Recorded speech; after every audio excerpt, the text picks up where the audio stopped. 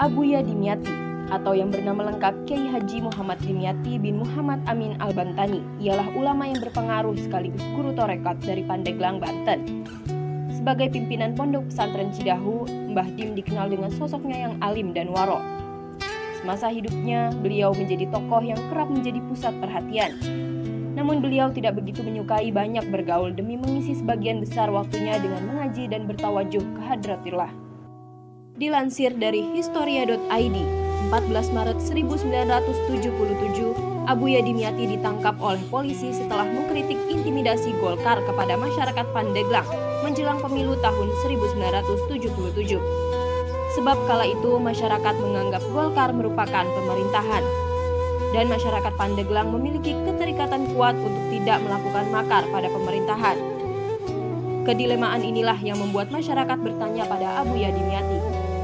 Dalam konteks ini disimpulkan, Abuya Dimyati hanya berupaya memberi penjelasan seputar isu pemilu kala itu. Beliau tidak mendukung siapapun dan tidak mengarahkan untuk memilih siapapun. Sebab sebagai ulama, Abuya Dimyati berusaha menghindari politik praktis. Masyarakat yang telah memandang kearifan dan keulamaan Abuya Dimyati memang selalu mengadu dan bertanya pada Mbah Dim di saat mereka merasa bimbang terhadap suatu situasi. Dan jawaban beliau berarti masyarakat bebas memilih dalam pemilu tanpa ada unsur paksaan. Oleh karenanya, Mbah Dim juga meminta pada pejabat desa, pejabat pemerintahan, hingga pejabat Golkar agar tidak melakukan intimidasi pada warga, agar situasi senantiasa damai dan tenang. Namun jawaban dan permintaan beliau diartikan sebagai bentuk menentang pemerintahan. Mbah Dim diproses dan ditangkap di kediamannya pada 14 Maret 1977. Abuya Muhtadi, salah satu anak beliau, mengatakan bahwa ayahnya dipenjara karena dianggap pemberontak dan dituduh PKI. Kemudian pihak keluarga menerima kabar lanjutan bahwa Pengadilan Negeri Pandeglang memvonis Abuya Dimyati dengan hukuman penjara selama 6 bulan. Sidang juga berlangsung tanpa adanya saksi dan pengacara. Setelah kabar itu tersebar, para santri hingga jawara berkumpul di jalan utama kota Pandeglang. Tak ada kendaraan lewat, jalan diblokir. Massa siap menyerbu penjara Pandeglang dekat alun-alun kota untuk membebaskan Abuya Dimyati. Pandeglang berubah menjadi mencekam. Kabar rencana pembebasan itu pun sampai di telinga Abuya Dimyati. Lalu, beliau menulis surat dan meminta seorang sipir menyampaikannya ke Abuya Murtado, salah satu anak Abuya Dimyati. Mbah Dim meminta Abuya Murtado meneruskan surat itu kepada Jaro Kamit dan Ahmad Walu, dua tokoh jawara yang berpengaruh di Serang, Banten.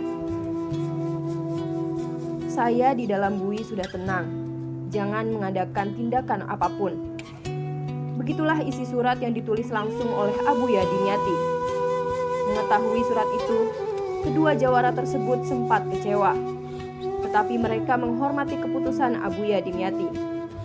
Perlahan masyarakat dan para jawara membubarkan diri dan mengurungkan niat untuk membebaskan paksa Abuya Dimyati. Cidahu berangsur tenang. 4 bulan berlalu, keluarga terus berupaya mengeluarkan Abuya Dimyati. Namun beliau tetap menolak siapapun yang berusaha membebaskannya, termasuk Kiai Haji Idam Khalid yang kala itu menjabat ketua MPR. Abuya Dimyati berkata bahwa di penjara itu enak. Beliau bisa lebih banyak beribadah dan wirid daripada di luar penjara. Alasan lainnya adalah karena beliau ingin menjalani ketetapan hukum dari pengadilan. Sebab Abuya Dimyati memandang pengadilan sebagai representasi pemerintah. Hingga ketika beliau dibebaskan dengan uang tebusan, Abuya Dimyati justru kesal. Beliau berkata sedang enak-enaknya di penjara malah dibebaskan. Dan peristiwa aneh justru menimpa beberapa orang yang terlibat penangkapan Abuya Dimyati. Mulai dari polisi, hakim, hingga jaksa. Menurut penuturan Abuya Murtado, tak sedikit dari mereka yang mengalami gangguan jiwa hingga ada yang bisu. Hal ini juga dibenarkan oleh beberapa santri beliau. Kabar itu seolah sudah menjadi rahasia umum. Sampai keluarnya beliau dari penjara, banyak tokoh politik yang mengajaknya untuk masuk dalam politik praktis. Namun semuanya ditolak. Abuya Dimyati tetap memilih mengajar di pondok pesantrennya dan mengembangkan ekonomi warga hingga akhir hayatnya.